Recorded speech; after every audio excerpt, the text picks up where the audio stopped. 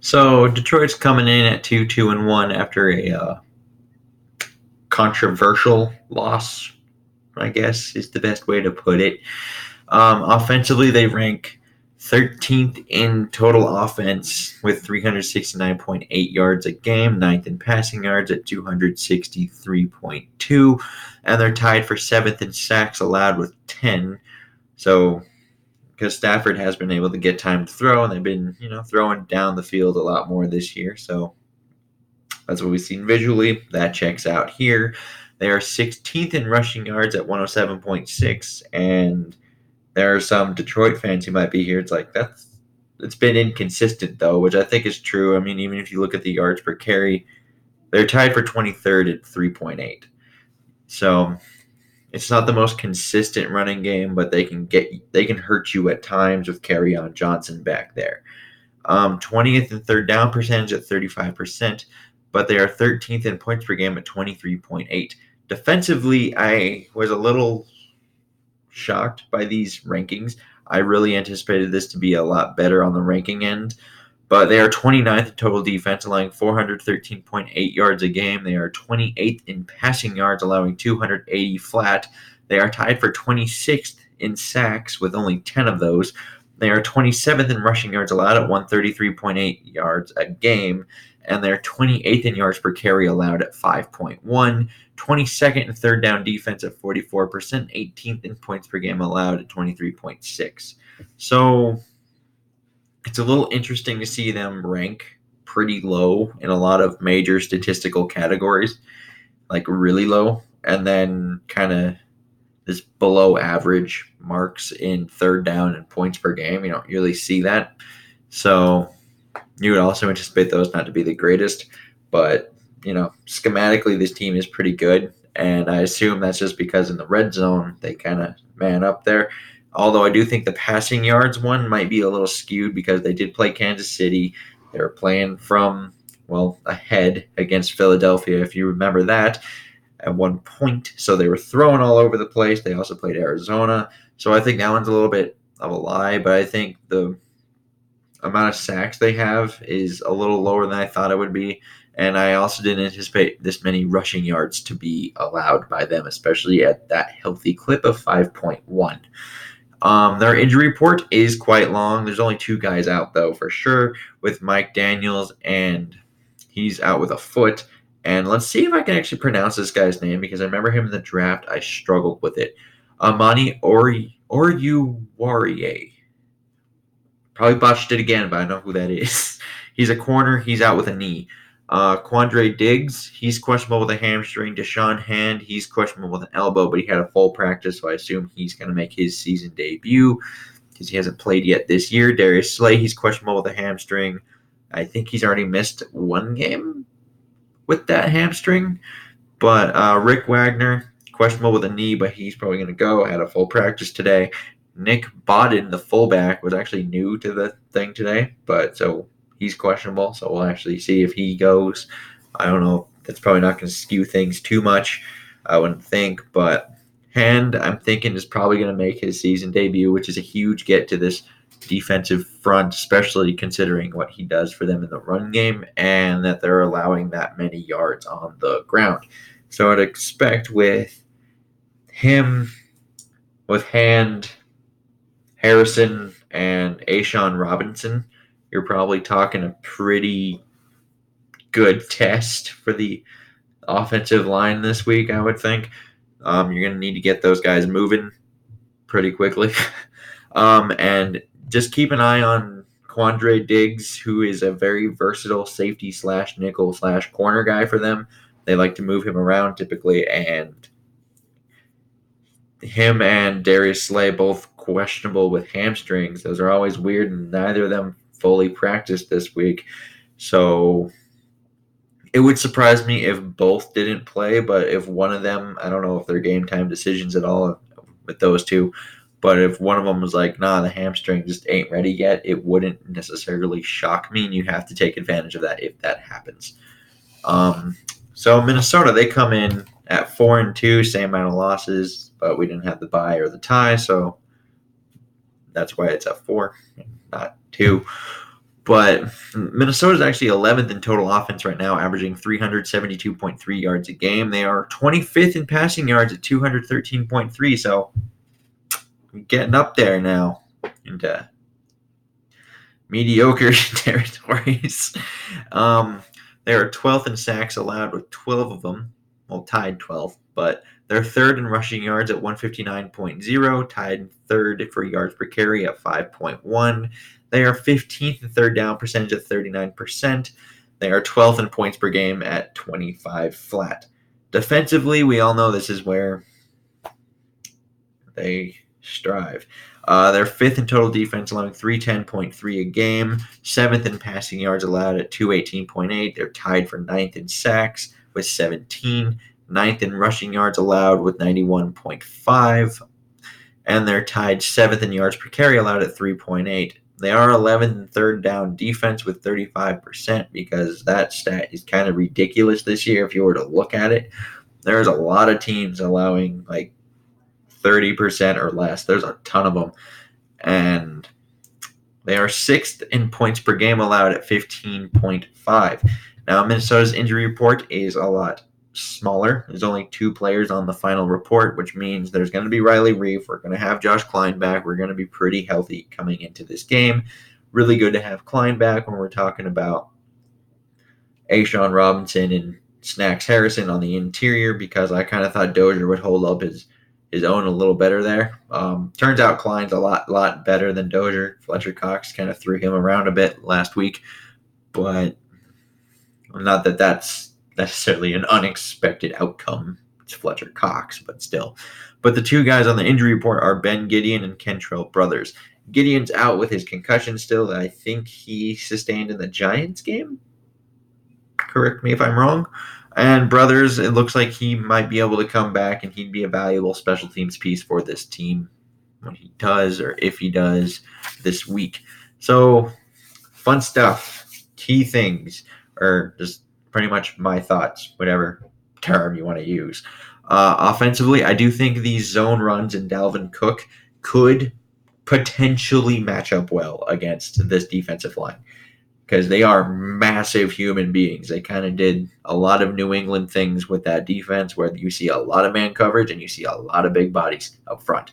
And with these zone running things, what they do is they get the line shifting one way and it opens up a cutback lane, typically. Well, that's the idea anyway. So these guys probably won't have the lateral agility to go and recover from that once Dalvin cuts it back. So they could potentially have a mismatch there in the run game, and even though they're getting Deshaun Hand back, who's a big piece to them stopping the run, they still are allowing 5.1 yards a carry. That's not like, oh, you're one player away from being great at stopping the run, I don't think, but they should get significantly better at it. So I don't know if we're going to be able to, crank off like 200 yards on them, probably not, but I would think you might be able to get an effective running game using those outside and inside zones that they love so much with Dalvin Cook.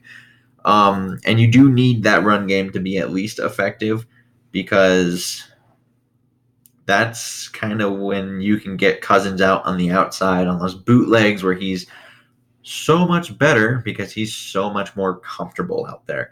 And Detroit, with all that man coverage they like to play, they play a lot of more of these soft zones and man coverage back there.